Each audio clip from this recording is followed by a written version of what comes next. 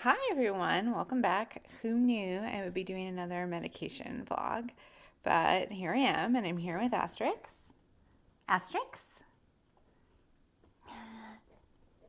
This is one of my non medication cures, this little munchkin.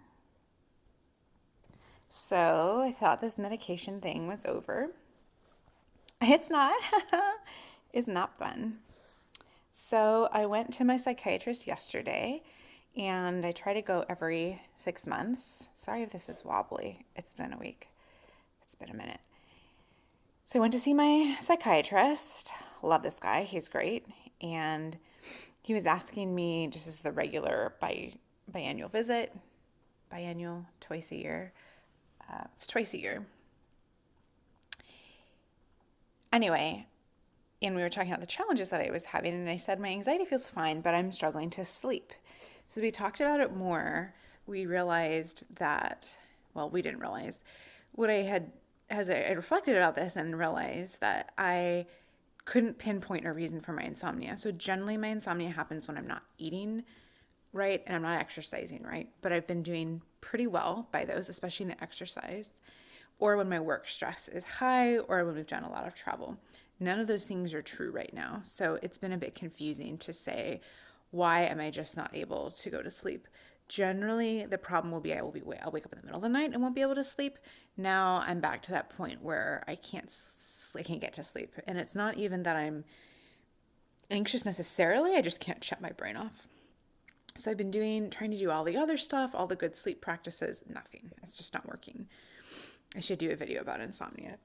So I started talking with him, and he had said, first he applauded me for stepping down on my dosage, but then he said, I want to explain to you the pattern that happens when you go below the dose that you need for your anxiety. And he said the first thing that happens generally is you're not sleeping well. A lot of times you can't get to sleep. Maybe you have racing thoughts. The second step is that you become more irritable at home with the people that you're around the most. You're shorter with them. You can't really focus. And that was the moment I had a bit of a sinking feeling. Because so my husband and I went to San Diego for a long weekend to get in the sun, and I just noticed I don't like how snippy I've been. And I thought maybe that's just my personality now, or I don't know, I didn't make the connection to the anxiety and the medication because I don't feel anxious. It feels different. So that was step 2, and he said, are you experiencing that? And I said, oh yes. And I told Sergio, my husband, last night, and he was so thrilled by this discussion. Step 3 that says you're not medicating enough, or sign 3 is you're getting irritable with people you know less. So in lines, at work, maybe you're impatient while driving. And I thought, oh no, this is me. This is me. And then the fourth one was having full-on panic attacks. I've had one of those since I reduced my dose, but that's about a normal frequency for me. The panic attacks haven't been that bad. I'll maybe get 4 or 5 a year, which is down from where it used to be. Long story short, we don't think the medication level is working, and it can take a few months to settle. So as we started talking about it, I am not actually thrilled with VII. Some of the side effects are not great. And this is more personal, but yeah, so I talked about the sweating and I have to go to the bathroom all the time because it's diuretic. But the other thing that people don't tell you, or maybe you don't know about SSRIs or SNRIs, is that they have sexual side effects. It kills any desire you have for intimacy. I'm a married lady. I love my husband. He's a hottie. But it really impacts that part of the brain. So the newer medications are supposed to be better with that. But even VII is still difficult. So as we talked about it, the decision that he and I made together, and it was good that we were in alignment, is that I'm going to try some new medication. So I got my goodie bag. Isn't that fun? Oh, somebody likes plastic. Yeah, I like the stuff in the bag. You can have the bag. So I'm trying new medication. And so if you've never been on psychiatric meds before, they get all the free samples. So this is Trintellix, and it's post-class, so it's not really even an SNRI. It impacts the serotonin in a different way in the brain. I don't understand it. I haven't done the deep reading yet, but I have it. So that's coming. And if that doesn't work, we have, and who comes up with these names? We have Vibryd, VIIBRYD. What even is that? So I have my sample pack of this goodie bag. And there's a third one for sleep, which, interestingly, I don't remember the name. I don't have it. I have to pick it up at the pharmacy. It's used for both sleep and anxiety. So here we are again. I am a lab rat again. This is going to be tricky because I don't have two hands, so I can't show you, but I have to increase one while decreasing the other. And I am really freaked out about it because it's going to happen. It's happening Friday. Friday is when this is starting.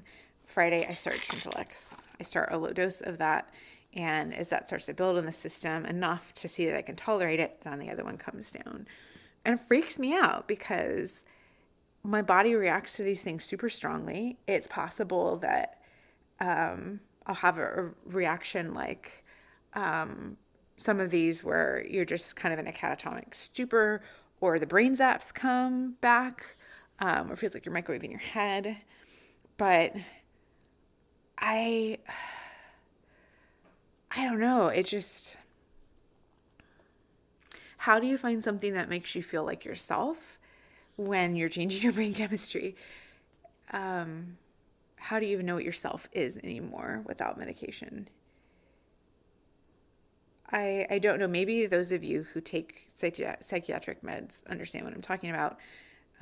Maybe even if you don't, if you're dependent on medication, you get that things are like this. But I just want to share this update. It's pretty unpolished and real time, and my cat's bathing herself now. God, this is my life. This is my life. But I've got to do it, right? I've got to take care of myself. I have to be brave. And I'm going to keep talking about it because this is what it's like to live with mental illness. And again, I'm living in the best case scenario. I have a great support in my medical team. I have a great support in my husband, and my family, and my friends. I have health care that pays for this. These new medications are incredibly expensive. The newer they are, the higher the cost because they're paying off for the trials. 1 in 20 drugs that go through the clinical trial process actually pass double blind, which is required by the FDA, and are approved. So this is millions and millions of dollars of research. So this, if one of these works, if I didn't have insurance, this would be $600-700 a month for this medication. For one medication. It's so broken. I don't care who you support politically. The fact that there are people out there who can't get the medication that would help them live a healthy life, whether it's with their mental illness or diabetes or cholesterol, or I don't know, even things that like drug companies won't develop for because there's no money in it. Okay, get me off my soapbox. This is it. This is what it's like. So I want to continue to talk about it because this is the experience.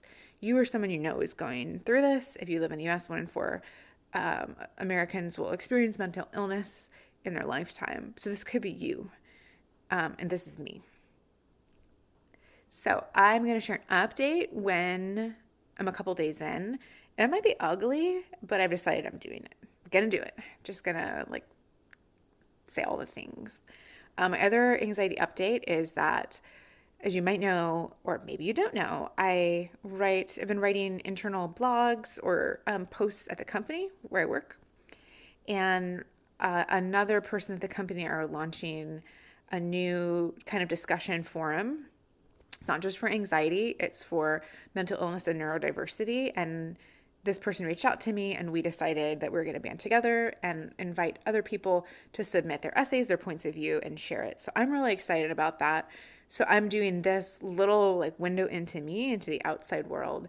But in the corporate environment, it's really important to me that we destigmatize mental illness. I'm in the tech industry, and the tech industry estimates range, but it's generally 1 to 3, sometimes 1 to 2 people who will deal with mental illness. So for a whole host of reasons, that's just something our community deals with a lot more. So hopefully I'll have an update about that in the future, but this is really just about the medication stuff. So asterisks. So Kitty and I say goodbye, and I hope to give you a good update on the new medication, but we'll see. Thanks for watching. Bye.